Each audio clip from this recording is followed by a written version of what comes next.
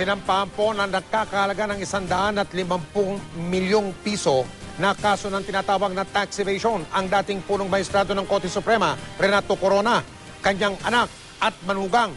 Ito ay kaugnay ng hindi tamang pagbabayad ng buwis at hindi pagdedeklara ng ilang ari-arian.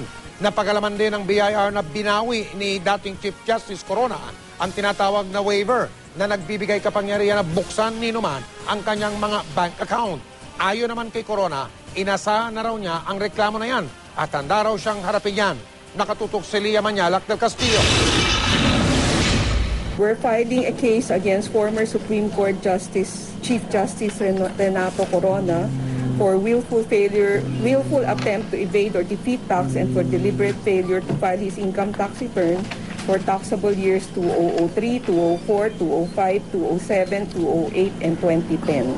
3 buwan matapos mapatalsik sa pwesto, hinahabol na ngayon ng Bureau of Internal Revenue o BIR si dating Supreme Court Chief Justice Renato Corona sa hindi pagbabayad ng mahigit 120 million pesos na buwis.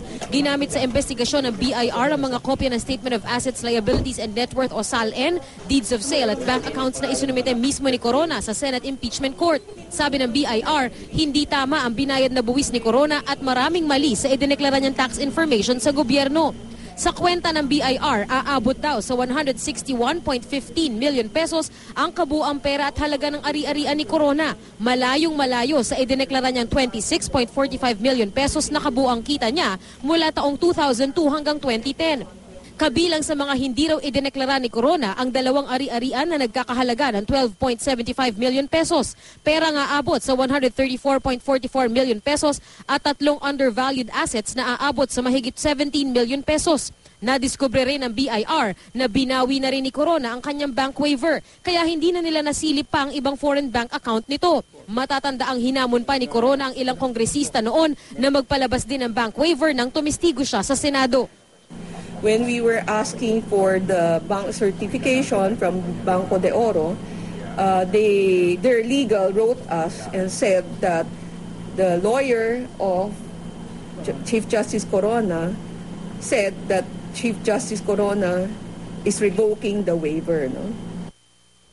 Sa isang text message, sinabi ni Corona na inasahan na nila ang paghahain ng reklamo ng BIR. Handa raw silang sagutin ang reklamo oras na makatanggap ng sabina.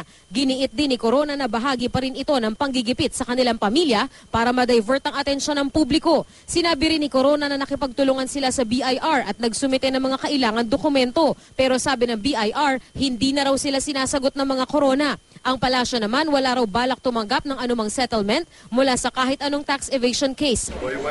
Ang position po ng gobyerno is let's file a tax evasion case to set examples talaga because this is the only administration that has consistently filed tax evasion cases against personalities, individuals who underdeclare their income. Bukod kay Corona, sinampahan rin ng reklamong tax evasion ang kanyang anak na si Maria Carla Beatriz Corona Castillo at asawa nitong si Constantino Castillo III. 228,000 pesos lang daw kasi ang deklaradong kita ni Carla Corona Castillo mula 2008 hanggang 2009 pero nakabili siya ng bahay na aabot sa 18 million pesos. Si Constantino Castillo III naman, nasa 1.93 million pesos lang daw ang kinita mula 2005 hanggang 2009 pero nakabili ng 15 million pesos na property. May 10 million pesos property din daw ito noong taong 2003 kung kailan wala siyang naideklarang kita. Sabi ng BIR, hindi pa rin lusot si Mrs. Cristina Corona dahil patuloy pa ang kanilang ginagawang investigasyon sa iba pang ari-arian at bank accounts ng pamilya. Lia Manyalak del Castillo, nakatutok, 24 oras.